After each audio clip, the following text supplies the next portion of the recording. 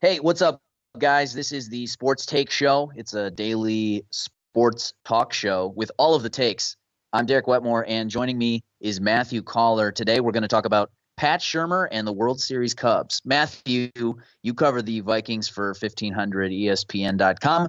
You were at Pat Shurmur's basically introductory press conference today. How are the Vikings going to change under Pat Shurmur now that offensive coordinator Norv Turner has resigned? I'm thinking that they're going to change by going back to what they used to be in weeks 4 and 5 when they played the Giants and the Houston Texans, which will be a much more fast-paced and quick-passing offense. I think that Shurmur wants to kick it up a little bit of a notch and also wants to keep his quarterback from dying via pass rushers because, the last 2 weeks have been just hell for Sam Bradford. Every time he drops back into the pocket, 7 steps under Norv Turner, and he was getting hit a lot. In fact, I'm kind of surprised that he didn't get hurt. So what we saw, little drag routes over the middle, dump offs to the running backs, quick screens to Cordero Patterson. I think that's what we're going to see. In terms of his introductory press conference, well, we didn't exactly get a whole lot of that from Pat Shurmur, but he did mention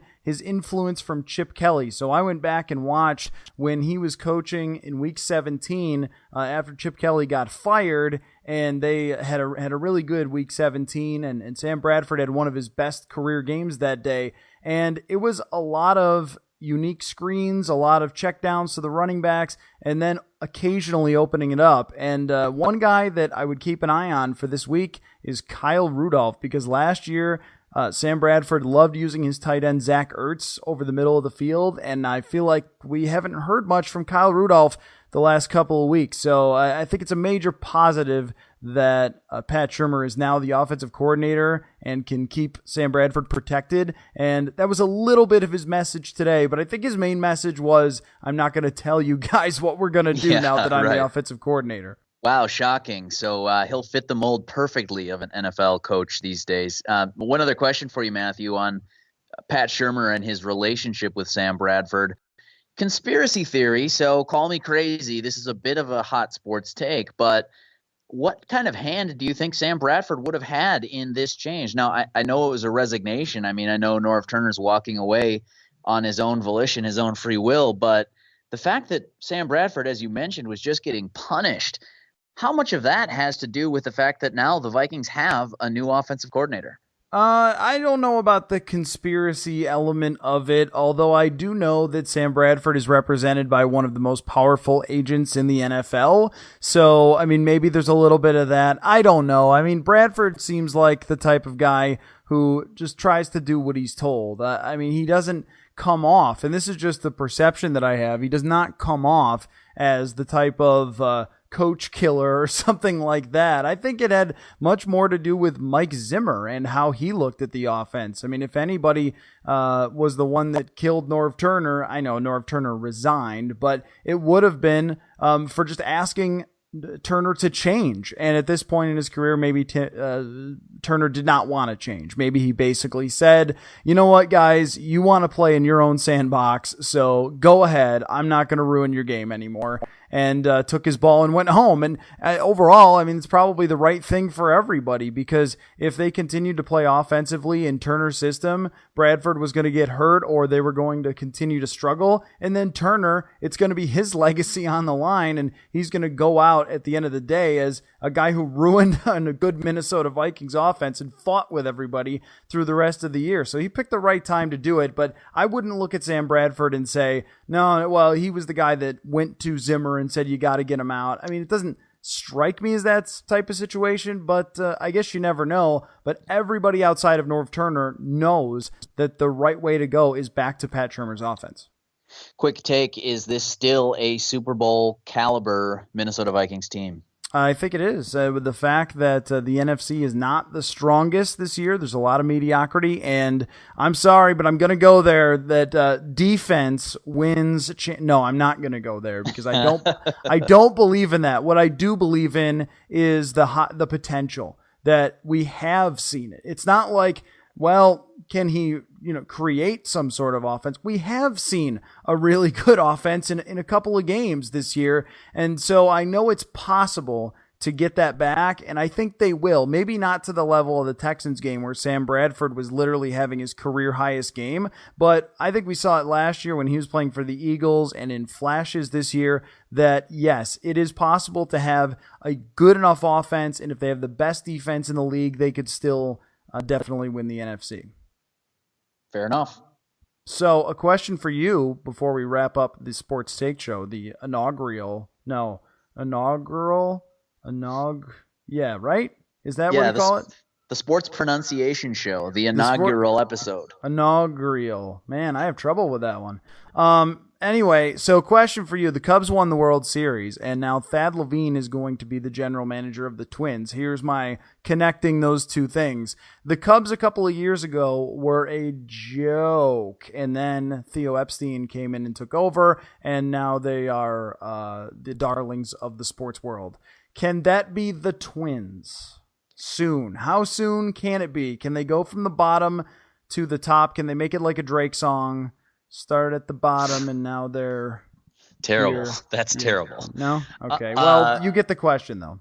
The answer to your question is no. They can't be exactly like the Cubs. They can follow the model, more or less.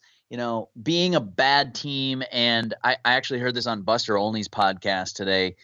The Cubs aren't the first, and they certainly won't be the last team to tank to try to get back to the top. You get a Chris Bryant at the top of the draft. It helps you a lot. You also have to make some good trades. The Cubs have fleeced teams in the past couple of seasons in, for example, the Addison Russell trade, to name one. There's certain things that the Twins can copy from the Cubs model, but here's the difference. The Twins aren't in a position right now to go buy a John Lester, to go buy a Dexter Fowler. And by the way, if they did go buy a Dexter Fowler and he had a terrible season or a rotten postseason, they wouldn't be in the position to absorb that. They just don't have the talent around him. They can do a lot of the things that the Cubs have done, drafting early, hitting on draft picks, making smart trades with the future in mind. But the one thing they're not going to be able to do in the same arena as the Cubs, as the Dodgers, as the Yankees, as the Red Sox, is to go spend the money once you're on the cusp to go buy big free agents. I think they should follow the model. I think it's a smart thing for the Twins to try to replicate now that Derek Falvey and Thad Levine are taking over. I'd just be shocked if they were in the conversation every single year as World Series contenders, like I think the Cubs will be for the next 5 to 10 years. Two things. I think if you win or show the potential to win, you can get free agents there, even if you don't spend the most money. Maybe not the $300 million free agent, but ones that are better than, Ricky Nolasco or something. But the other thing is when it comes to the pitching, that's been the big problem for the Twins. Find other people's potentially failed prospects and try to salvage them. As you're rebuilding, taking swings like that has paid off for both Cleveland and Chicago. I mean, if Corey Kluber is a good example, Jake Arrieta is a good example, guys who were, once thought of as maybe good prospects and then sort of ran out of favor with their teams. I mean, Arrieta especially, and then pick them up and look for reclamation projects. That's the way to find great players without having to break the bank, is if you hit on one of those. If you were the team, say, to have seen Cliff Lee when he was really bad for Cleveland at one point and then saw something in his windup or whatever it might have been and found him and traded for him, and then you would have gotten an ace that wins the Cy Young later, and not all of those work out. In fact, 1 in 100 works out. But if you keep trying as you're rebuilding around prospects and you hit on just a couple, those could be cornerstone players for you that other teams just gave up on. So that's my advice, Thad Levine. You're welcome. Yeah, right. Thank you for listening to the Sports Take Show, Thad.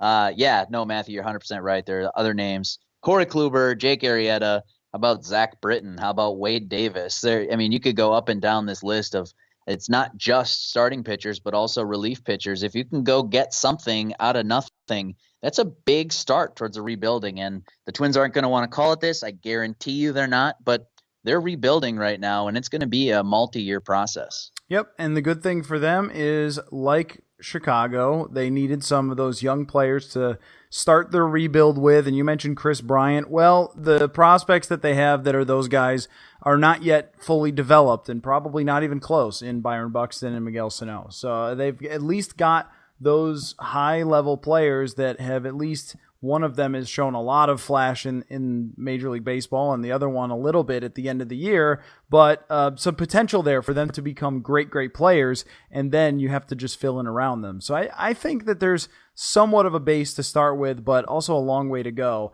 And I also think that Twins fans would probably settle for, hey, we don't have to be the Cubs, but let's just get back in the conversation. Go be the Pirates. Go be the Indians. I think that's the model that the Twins are going to be able to follow the next 5-6 years. Totally.